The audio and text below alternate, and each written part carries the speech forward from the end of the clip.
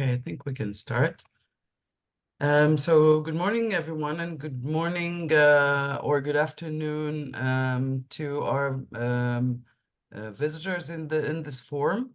We are the Earth 5 coalition, and that's working on this is the working group that's working on Earth food.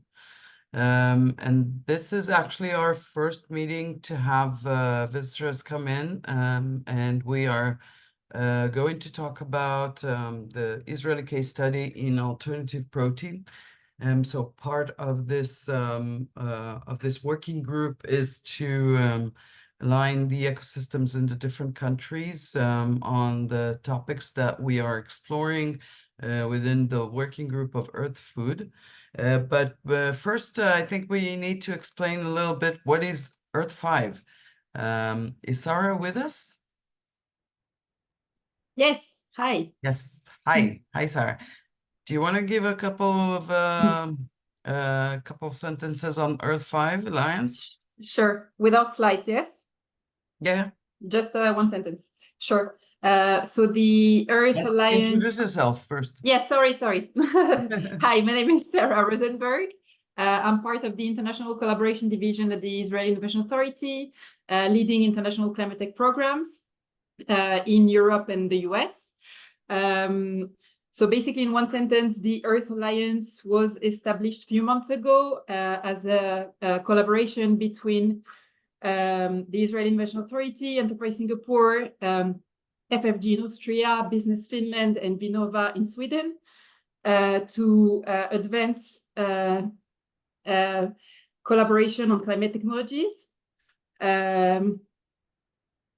Sorry, just 1 second. Sorry. So basically, the format is that we work according to working groups, sector thematic working groups, one of them being the food tech group. Another one is on the foresight, another one on cities, and another one on startups. So this meeting is part of the Earth Food Working Group. If you need more information, you are welcome to reach out, but I don't want to take more time. And wishing you a great session. Thank you, Sarah. So I haven't introduced myself. I'm Ronit Eshel. I'm working for the Israel Innovation Authority and heading the climate technologies and mature industries in the Israel Innovation Authority, and I'm also co-leading with Aviv this working group. I think it's just important that we highlight the members of this working group. Let's go maybe one by one. Alexander, do you want to introduce yourself? Hello, everyone. I'm Alexander Alsilver, and I'm from the Swedish innovation agency, Vinnova. Thank you. Thank you. Annalena? Yes, hello, everyone. I'm Anna-Lena Sold from Business Finland. Nice to meet you all. Thank you. And we have also Angeline from Singapore, but she couldn't make it today. Do we have Dwayne or? Okay, so Singapore, we have also Angeline, who is working for Singapore, for Enterprise Singapore, and she's heading the Singapore team in this working group. That is all about food. So I think we can dive in. So as I mentioned, and of course, Aviv from Israel, which I mentioned before, Aviv and myself are from Israel Innovation Authority. Aviv, do you want to introduce yourself? I think you just introduced me. I'm working with Renit. Great. So Can I introduce myself, Renit? of course. Yeah, so I'm Nati from the Director for Life Sciences as part of ISED, which is the Israeli initiative for the Horizon Europe program. And Elinor is here also. She's also in my team. Nice to meet you all. Nice to meet you all. Excellent. And we have quite a few visitors from outside of this working group, and we're really happy to have you here. So as I mentioned, this is the first time that we're opening up our forum to visitors outside of this forum, and we do that when we want to extend different programs that are running within the different countries in Earth Food. So this is the first, but we'll have more sessions like this, introducing programs from the 4 different countries that are members of this group. Okay, so let's dive in and let me share our presentation. I just want to say that this is great timing for us in Israel, because we just launched about 2 weeks ago. We just launched a first of its kind report with the World Economic Forum, the C4IR, which is the Center for Israel Fourth Industrial Revolution, and GFI and the Israel Innovation Authority, of course. That is all about highlighting Israel's alternative protein program as a case study for leading a coalition of government, private sector, NGOs, and all to create an atmosphere that is able to produce a significant program for the state itself. So we've already done that with alternative protein, and we'll see some of the highlights of the report. You're of course all welcome to read the report in the website of the World Economic Forum. We'll also put it up in the chat as well, so you all have access to it.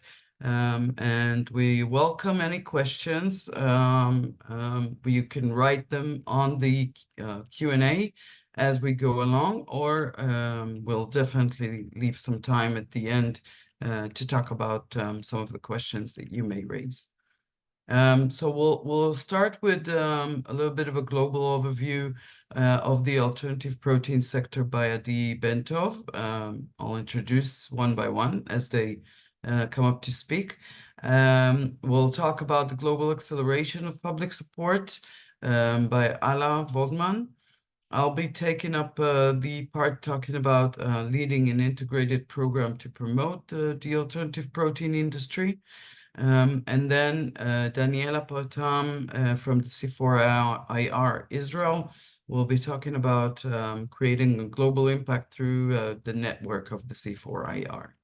So let's start. Adi, you go first. And please introduce yourself. Hi, everyone. It's really nice to meet you. I'm Adi. I'm the Associate Director of Policy at GFI Israel. So just a few words about GFI before we start. Juanita, if you can move to the next slide. So GFI is an international nonprofit organization. We are working to develop a roadmap for a sustainable, secure, and just protein supply. We're doing so through science and technology, corporate engagement, and policy. So let's just dive in. So let's talk about global meat consumption. So despite increasing awareness, global meat consumption shows little signs of slowing down.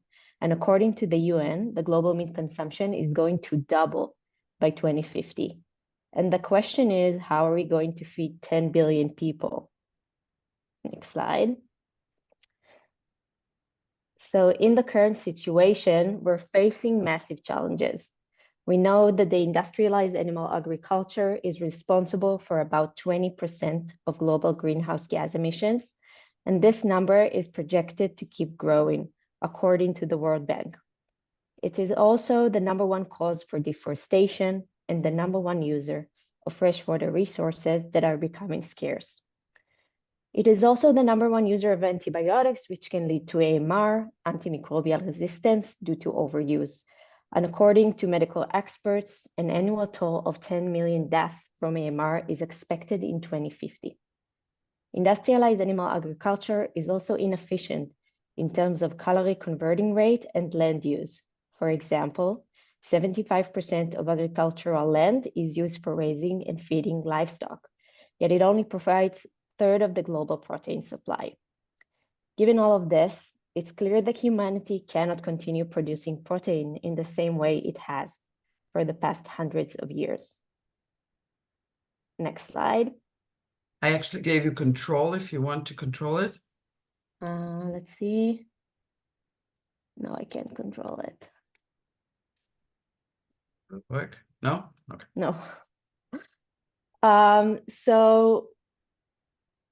Alternative proteins is the solution. A solution to these challenges is a value-added agriculture, a solution that is scalable, trackable, and market-based. And when we talk about alternative proteins, we're talking about three main technologies. First one is the plant-based proteins, which are being produced directly from plants. Like animal-based food, plant-based foods are composed of proteins, fats, vitamins, mineral, and water that can be utilized to create products that look, cook, and taste just like meat. The second technology is fermentation, which uses microorganisms such as yeast, mushrooms, and microalgae to produce proteins and fats. And the third one is cultivated meat, which is a technology that creates genuine meat from animatic cells outside of the animals. Next slide. But these technologies are not working in silos. We're seeing these pillars starting to blend together to create hybrid products. We see plant-based ingredients like flavoring and fats being used in cultivated products. Fermentation-derived enzymes and proteins are being used in plant-based products, and the examples go on and on. These kinds of synergies are helping to produce better and tastier products for consumers and accelerate reaching the goal of price parity. The projections of the alternative protein market share are promising, with the high yield scenario of $470 billion in 2040, a new economic engine for the private and public sector. But the private sector alone cannot scale this industry fast enough to address pressing global challenges, such as mitigating climate change, improving public health, and ensuring food security. That's why we need public funding and governmental intervention. Just like governmental support led to massive cost reduction in key climate technologies like solar panel and lithium batteries, we need the public sector to engage and support the alternative proteins global ecosystem. And I invite you to learn more about these technologies. Next slide, you can see it. Our State of Global Industry reports. We talk about the latest developments in this field. Perfect. Thank you, Adi. Let me just switch to presentation mode. That's why the controls didn't work. So I'll just do that for a minute, and then I can grant you control. Okay. Sorry, 1 minute. Stop share. Okay.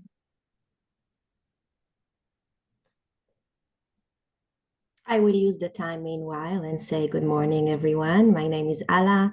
I'm the Vice President of Strategy and Policy at GFI Israel. I work along with Adi, and together with Ronit and Daniela and Shani, we were working together on the report that was just published. And following from Adi's presentation about alternative proteins and what we do, and now I have the control, I would like to take the couple of next minutes to share with you a little bit about the state of alternative proteins worldwide. And what we see over the last couple of years is that, private sector has increasing its involvement in the field, from food and meat companies to wholesalers and retailers. We have JBS, which is the largest meat processing company in the world from Brazil, invested in cultivated meat company. BRF, the second largest company, has invested in cultivated meat company. We see Co-op and Migros incorporating plant-based products into their product portfolio and launching it across their value chains. All these partnerships not only provide financial support and the know-how and capabilities that these startups require, it also creates a very strong signal to the entire ecosystem about the belief in this sector to continue and grow. And along with the private sector, we have seen over the last couple of years, governments and multinational organizations that are increasing their involvement and support for alternative proteins. The entry level vary a lot. For some countries, it is the opportunity to meet climate goals. For some countries, it's an economic opportunity, an economic engine. For some, it's an ability to achieve self-sufficiency and food security. We have seen last year alternative proteins included in the White House Executive Order for Bioeconomy and Biomanufacturing. The National Strategy for Biology Engineering by the UK included cultivated meat. The Danish government has invested over 170 million euros in plant protein, which is probably the largest investment across the European countries. Earlier this year, South Korea has launched a national strategy for plant proteins. This is something that we see more and more. For some countries, we see national strategies. For some countries, we see individual initiatives, such as call for proposals, for research, for manufacturing. Nevertheless, despite all of this, private sector and government support, total investment for alternative protein comprise less than 1% of all global climate technology funding, which is a fraction. Last year, ClimateWorks Foundation has published its Global Innovation Needs Assessment and estimated that the alternative protein sector could contribute to almost 10 million jobs and over $1 trillion in economic value. But this can be achieved only if governments commit $10 billion on an annual basis.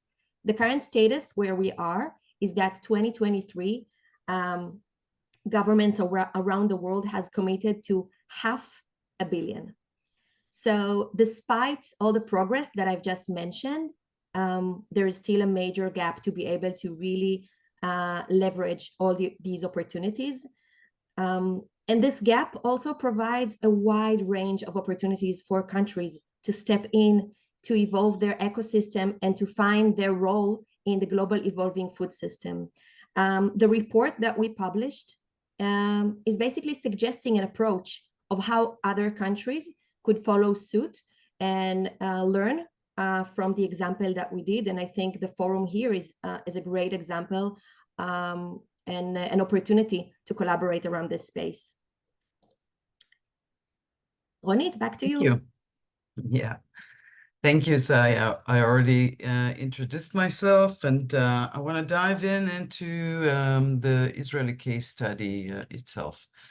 And so in research that we recently led by GFI, the Israel Innovation Authority, and Shaldor consulting firm, we understand that by implementing a well-structured national strategy, Israel could enable the local alternative protein sector to play a pivotal role in shaping the domestic business ecosystem by 2030. We expect to see about 200 startups coming up. We already have 80 startups working on alternative proteins in Israel today, and we expect that to rise to about 200 startups, with about 12 manufacturing sites and 10,000 positions, about a third of them in manufacturing. Israel could potentially gain about $2.5 billion in economic contribution. And this is, of course, the Israeli case study, but definitely, the same could be proliferated to any country that's going to invest in this specific sector. And so when we look at the Israel the global position of Israel today in alternative proteins. We're second only to the US in private investments coming in to Israel. And we hold about 10% of global investments going into the sector as a whole. Now, Israel is a small, smart country, which is part of what this Earth Alliance is composed of. And as such, it enjoys some key traits. We have an early adopters market with the highest rate of alternative meal consumers in the world. We have an entrepreneurial ecosystem that's driven by government investment in high risk and early stage technologies. And we have a multidisciplinary academic knowledge that's referred to by researchers from some proven track records that we have in agriculture, in biotechnology and engineering, all coming in to create multidisciplinary research new to alternative proteins. But on the other hand, Israel is missing some key traits as a small country. It's missing the food industry giants like there are in Europe and the US. The market size is too small to be economic for the companies to work in just locally, and to create that well-lifted synergies within the industries. And even when government is really fully engaged, the budget is still quite small. And so international collaborations are key, and they make up a key lever in the national strategic program that we have. And so if we want to harness and maximize innovation in the alternative protein sector, the Israeli government, following a recommendation by the Israeli National Council for Research and Development, designated alternative proteins among the nation's top 5 priority R&D areas. And we've designed a program to elevate every step in the R&D value chain from basic research and up to initial production. And the development and the advancement of alternative protein technologies is held deep in the basic research. We've got more than 70 researchers working in the field today, and another 300 that are working in adjacent areas that are connected to alternative proteins. And so Israel is really poised to drive alternative proteins to the next generation of scientific discoveries. And this is where we try to put our emphasis on the scientific discoveries and the early stage technologies that are required to make this an applicable field and sector. And when we look at the applications, the applied research establishes intellectual property and is the foundation for forming new companies. And so the Israel Innovation Authority already invested $18 million over 3 years in cultivated meat technological consortium that's comprised of 14 companies and 10 academic laboratories. And their goal is to find cost-effective production of cultivated meat. And this is through technologies and novel technologies of manufacturing cultivated meat. And also in the initial stage, our focus is on incubating startups with an emphasis on developing a product with commercial potential that's based on that applied research that can span for several years. So we've also invested in 2 large food tech incubators in Israel, Strauss Group's The Kitchen and Tnuva's Fresh Start. They're responsible for establishing more than 25% of all the alternative protein startups.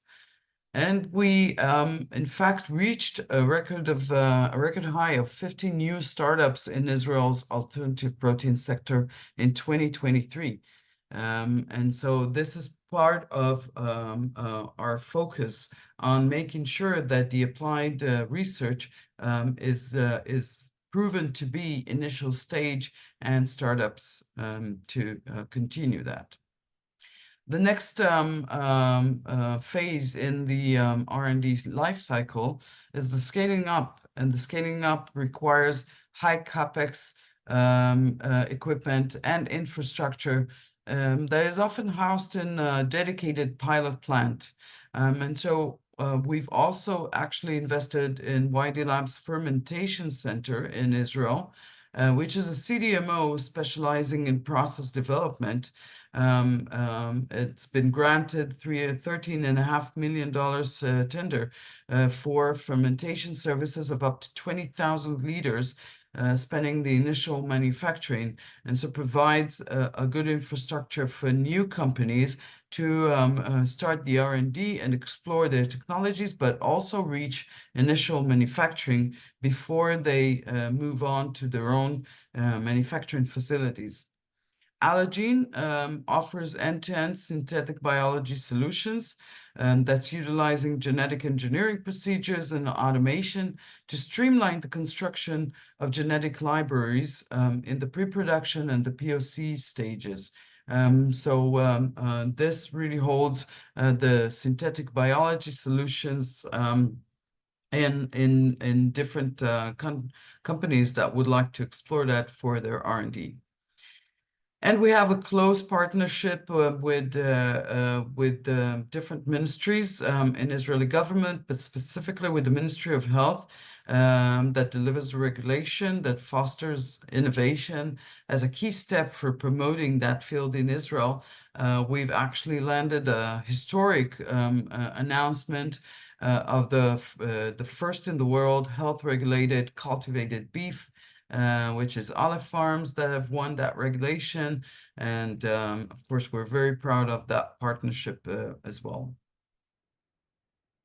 And so just to summarize Israel's case study in alternative proteins, with a growing ecosystem of about 400 players, Israel is attracting global investment and is ranked second in the number of startups and investments. Israel Innovation Authority has already invested about $100 million in government investment, and 2023 actually doubled the investment year over year, specifically in alternative proteins, reaching a high of $24 million in 2023 alone. And we really enjoy close partnership between all the government offices that creates the opportunities for pioneering regulation and pioneering programs with the Prime Minister's office as well, to make sure that we land the numbers that I've started with and that we expect to reach by 2030. And I'd like to hand over. Shlomi is not with us today, but Shani is. Shani, do you want to introduce yourself? Hi, hello everyone. Sure. Hello everyone. My name is Shani Dayan. I'm Project and Partnership Manager at C4IR Israel inside the International Division in the Israel Innovation Authority. So as Ronit said, the Israel Innovation Authority is investing a lot in this area, and we have a few programs inside of the International Collaborations Division, such as Horizon Europe, that we have Nati here, that can elaborate more about it, through call of proposals, and funding a joint R&D through Eureka programs, multilateral collaborations in alternative protein with Israel. So Israel is our initiative here. And bilateral funds, Singapore, Israel, bilateral funds, India, Israel, Korea, Israel, that you can learn more in our website. And of course, R&D pilots and leading multinationals, MNC programs that we are initiating and working closely with different entities throughout the world. So thank you, everyone. And I think I will pass it to Daniela. Yeah. Thank you, Shani. Daniela? Hello, good morning, good afternoon. It's great to meet you all. My name is Daniela Partem. I'm the head of C4IR Israel. C4IR is part of a global network of the World Economic Forum. Currently, there are about 19 countries who are part of this network. Our goal is to promote the development and implementations of disruptive technologies. And this is actually what we've been doing with the Honit, Israel Innovation Authority, and GFI, D and ALA.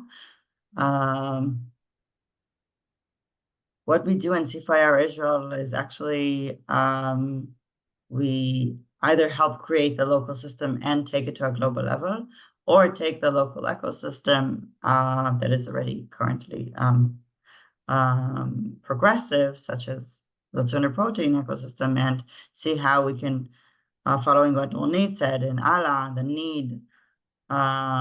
need for this global cooperation in order to promote the development of this technology to receive a scale and the effect that we would like on the global challenges. So we try to take it to the global level. So we work with leading ecosystems. Our key, I think it relates to what Ronit said, our key strategy is to work with multi-stakeholders and various sectors, such as the government, the private sector, startups, big companies, the academia, NGOs, etc. We believe that is the way to promote relatively challenging fields such as alternative proteins. As also what we do is we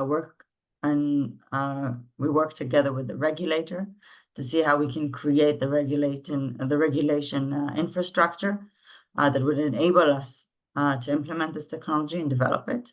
Another part of it is knowledge sharing, and that's part of what we've been doing with this report, to see how we can take what we've learned in the Israeli ecosystem and share this knowledge with other countries, and vice versa, learn from other countries' experience. And of course, see how we can take the local technologies and try implementing them in different countries and creating sandboxes, and also lead sandboxes in Israel. In the past few years, we've been working on different projects in different fields, but I think all of them have one thing in common. We focus on technologies that can help us solve big international global challenges, such as climate change, food security, and public health. One of the major projects we've been leading in the past few years is the Israel National Drone Initiative, that is focused on creating a local and international drone ecosystem for different usages. Also, starting with small drones just for filming and scanning the areas for private security, and also focusing on drone delivery and flying people. We've been working on creating the sandbox for the past few years, and currently we're invested in a call for proposal together with the Israel Innovation Authority, the Israel Aviation Authority, the Elon Highways, and the Ministry of Transport. And now we're very invested in this new project of the alternative protein, which we have presented last week in a major conference called the Global Technology Retreat of the World Economic Forum in San Francisco. This is how we operate. We work together with the local ecosystem, focused on the national goals and the potential global collaboration, creating an impact through an enabling environment, regulation, resources, infrastructure.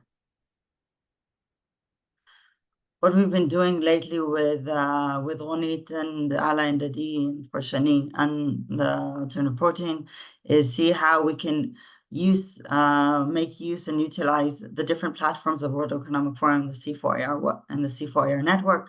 We presented, our CEO presented the field in Davos and how Israel is a leading technology ecosystem, also through its regulation. We are currently, I don't know if you know, there's one of the main communities that the WEF is promoting is called the innovators communities, in which different startups or high-tech companies from different sectors are part of this global community. And we currently had 67 applicants. Actually, the announcement of the new companies that will be chosen for this network will be announced this week. Of course, the report, and we're part of the Food Innovators community, the Innovators Network, which we've been part of for the past few months, to see how we can also create change through multi-stakeholders collaboration.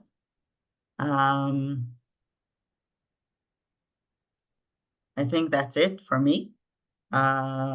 If you are interested in further collaboration with either one of the entities that we just mentioned, GFI, C4IR, World Economic Forum, you're more than welcome to contact us.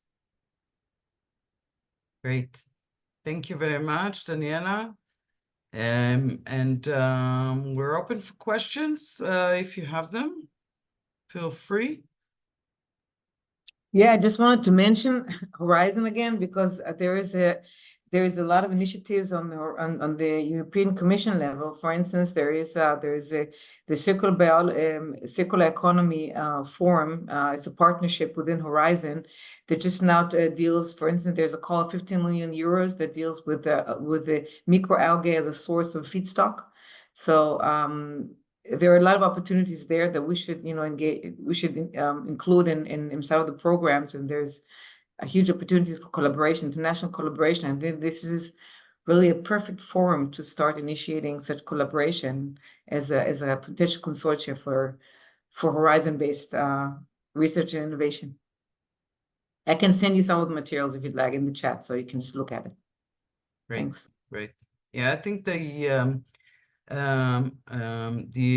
goal of this meeting and the exposure of the report that we just published is really to engage more and make sure that we have the right collaborations, definitely within the Earth Alliance, but also outside of it.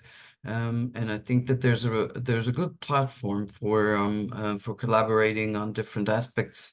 We've seen the 3 different technologies under the alternative proteins, the plant-based, fermentation, and the cultivated meat. And we have the different stages of the life cycle in which we can initiate collaborations either in academic roles or up to initial startups and up to the scaling up, and R&D is highly enforced in each one of the life cycle stages, and so we're definitely open for a lot of collaborations.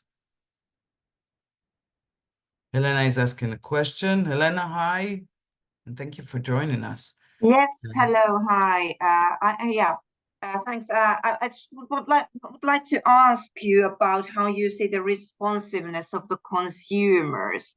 So how the markets see as I think you have done a great job with the, for instance, regulators and definitely in the innovation field, but all in the end, it's a question about the consumers. I wrote down an example that, some years back, there was a lot of buzz and fuss about the insect-based solutions here in Finland, and consumers were very eagerly buying, and new companies were booming and everything like that one, and then pretty much everything just vanished. So how do you see about the timing and how to also to support this kind of transition, because consumer acceptance is definitely there in the core? Right, great question. I think it's one of the things that we're definitely looking to collaborate, and we're also part of the Food Innovators Network in the World Economic Forum. One of the topics that we're talking about over there is the consumers' acceptance of alternative proteins. We see in Israel as a small state and as a country that's very much led by innovation. We have the highest rate of alternative milk consumers in Israel. You'll go to any coffee shop in Israel, you'll have about 10 different kinds of alternative milk that's displayed, and everyone chooses their own.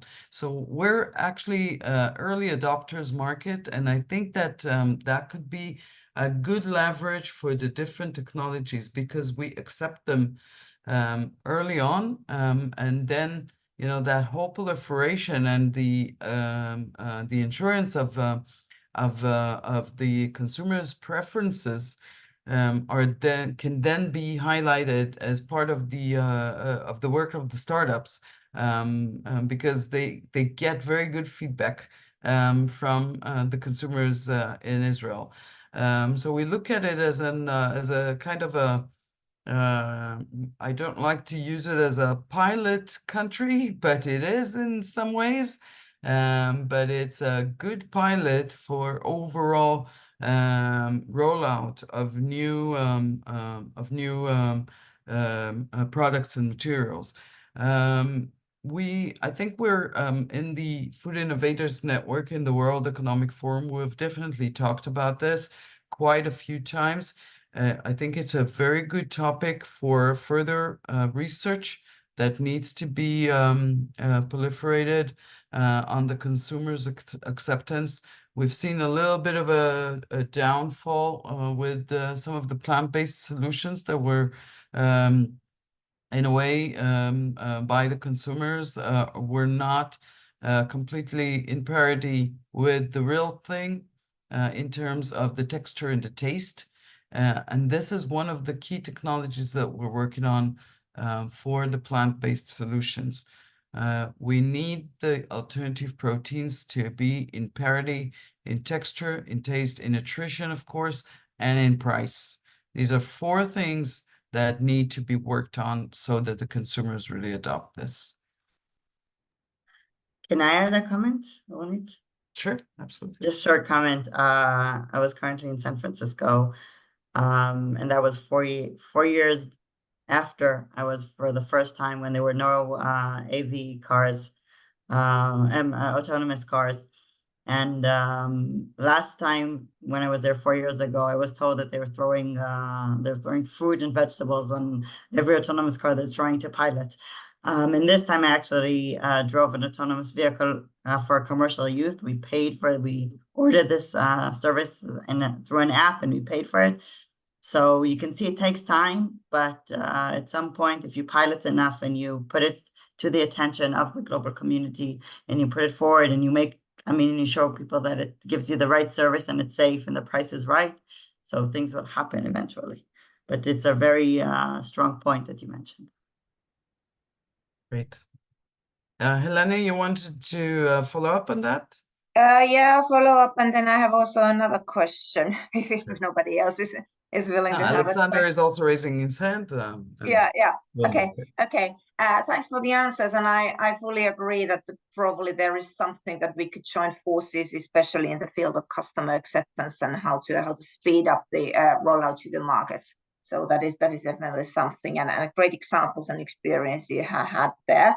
But my another question and topic is related to this kind of societal impact and societal change more widely, and I would say that is especially now we are talking about the emerging markets, because there's a vast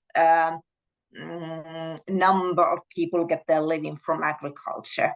And then it comes to the political question, of course, because the decision makers don't want everybody to flooding in to the cities, to support the urbanization. So about this kind of just transition, when we are talking about on a societal level, when we definitely see the need that this kind of non-animal based food production needs to increase, but how to provide a living for the kind of people who are getting their living at the moment from agricultural field, and especially in our emerging markets, and there are the societal and just transition. So that's another topic. Probably not getting the answers right now, but probably for further discussions at some point. Thank you. Thank you. I think it's definitely worth the discussions. Do you want to comment? Okay. Yeah, I can briefly comment, and Helena, it definitely requires a whole separate discussion and topics, and there is, it's a great question.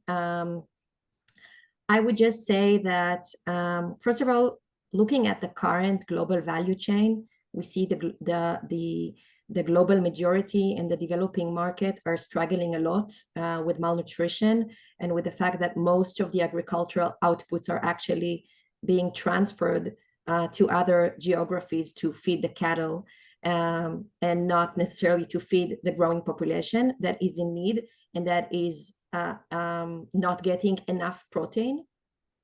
So this is one angle. The other angle is with respect to farmers today. Farmers today globally are struggling. They are struggling because of all the challenges that our globe is facing. It starts with swine flu that are becoming more and more repetitive. They are challenging with climate crises that are affecting their yields and their crops, and they are struggling with the health of the soil that is also impacting the growth of their crops. They're struggling with geopolitics that suddenly impacts the price of energy and the price of pesticides. So this is the current situation today. In a way, alternative protein provides a wide, huge range of opportunities for diversifying crops and for utilizing native crops. And these are actually some of the projects that we are doing currently in Brazil and in India, trying to grow native crops that the local economies have a lot of expertise and knowledge, and incorporating them as a raw material to the industry, so that provides another economic lever, that provides another protein, that diversifies the inputs to the entire global system. So just to say that the current situation is very challenging by itself. Alternative protein can actually provide a lot of opportunities for this. And I strongly feel that this discussion needs to happen. We need to find a way of how for this just transition, and for utilizing their knowledge and utilizing their resources for this industry to continue and grow. Thank you, Anna. Alexander? Yes, thank you so much for your presentation, for this overview as a whole, and also for the in-depth figures on Israel. It was really nice and really well done, I would say. I would just elaborate a little bit about this consumer perspective we talked about and that Elena mentioned earlier on. And I agree with you, Ronit, that it's good to make progress in sort of environments where consumers are more likely to adapt new things, and you can use that as a test bed. Sometimes we find Sweden to be a test bed because we're all sort of early adopters in technology, etc. So I think it's good. And I agree with Daniela that eventually, if the right conditions are in place, you would see a change in behavior and customs, etc. But I would also say that this needs to be, we need to accelerate this, and we also need to do this in circumstances where the consumers are not so willing to accept change. I mean, from our side, from Vinnova, I would say our stronghold in this is that we're really trying hard to work with a system perspective on innovation, like system innovations. And that means that also the behavioral aspects is an innovation area itself.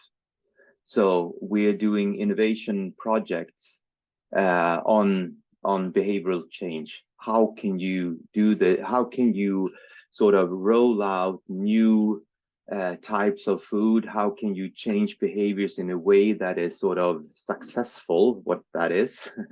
What kind of tools do you work with? For instance, we're working with moms and like having projects with moms with the newborns in order to see how can they sort of introduce flavors in a way that the kids are not used to in a way. You can also introduce food in schools, so we're also doing that. There are also other kinds of situations where we try to, you know, make games for kids in order to make them more likely to try out new foods. Is that a way? I mean, it's sort of small scale innovation projects to see what's working. We're making innovation projects with the supermarkets. How can you sort of change the way that the supermarket is sort of built up in order to change the consumer behavior? And of course, there's this policy aspects on this as well. So I'm just saying that I think that's important to know. I mean, you can work with the technology, you can work with the infrastructure in order to create this opportunity for these new products, but you also need to work with other angles. And that's also an innovation. It's also got an innovation aspect.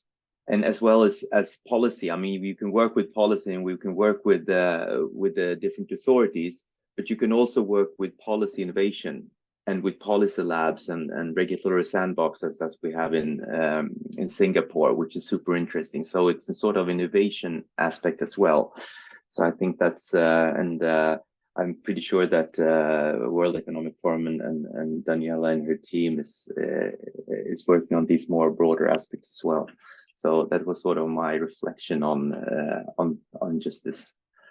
It's a great point. I think, you know, children are definitely probably the first to engage in new products, but it's really important that it is tasty. If it's not tasty, they'll never take it. So I think that's key, really, in the technologies. Make sure that it hits the taste and the flavors that the little kids can enjoy. If they can enjoy it, they'll definitely be the first comers, and they'll bring on their families. It's a great point. Absolutely. Annalena, did you want to make a point about the regulation?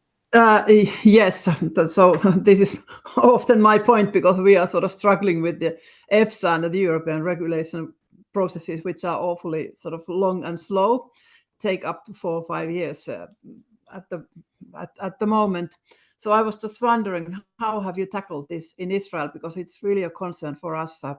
We have had a lot of discussions that if these processes take so long in Europe, as a result, the innovative companies are heading to other markets first, and in the long run, they also are bringing their investments and also the research work.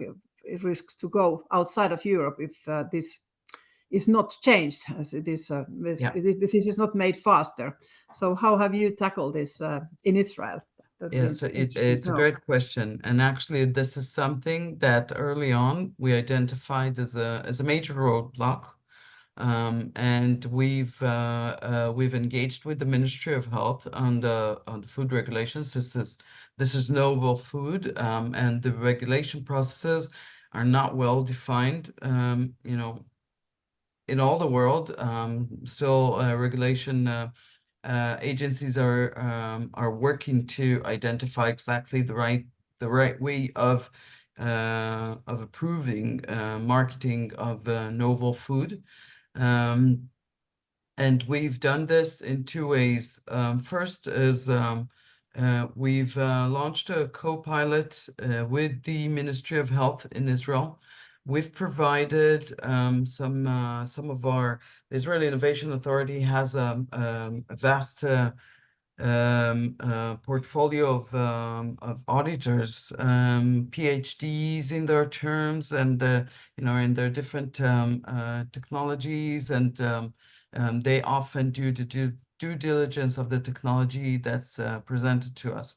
So we've provided with the Ministry of Health with a few of our auditors to follow on and work with them both on the process itself to help them, not to take it off their hands, but to support them in building up the new novel food process of regulation, but also to follow up with 4 companies that we've selected early on to follow with them and see exactly what the Ministry of Health needs to make that approval something that's available. And so our PhDs worked with the company and they helped them to find the right laboratories to make the, the experiments. And they helped the Ministry of Health identify what would be the right things to look at and the different angles.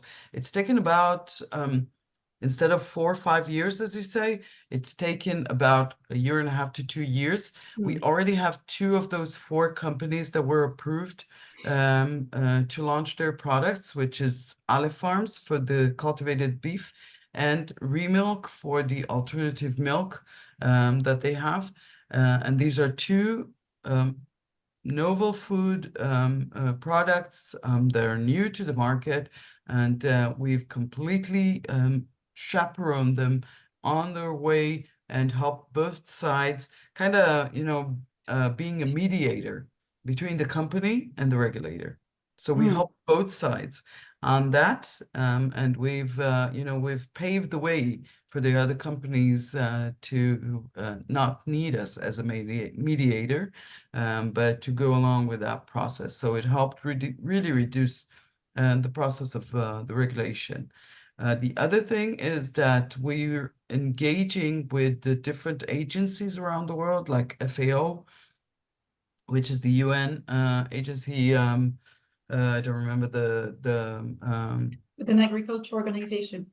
Exactly. And they handle some of the novel food regulation across the world and the UN.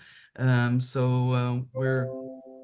we've also we invited them to Israel. We had a big conference here in Israel with delegations from different countries together with FAO, and we've discussed a lot of these things, and we've gotten the different aspects of that regulation in different countries, and we've paved like a program to see how we can work together to enable those opportunities.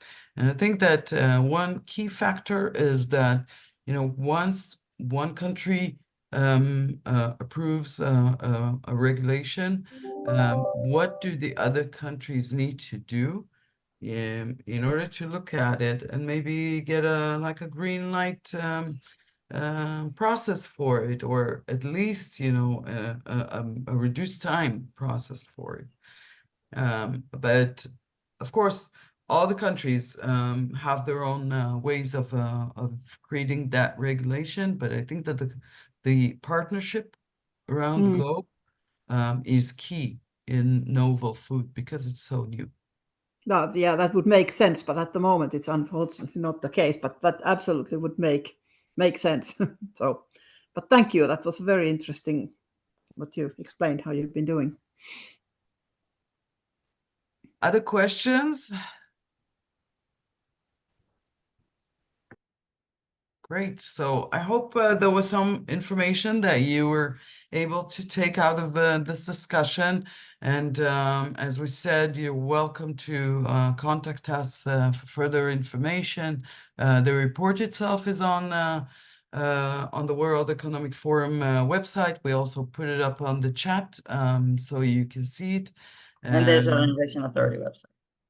And the Israel Innovation Authority website. And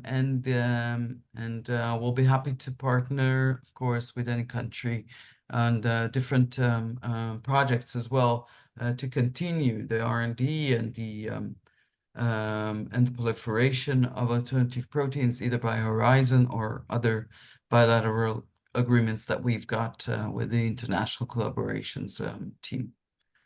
So thank you all for joining.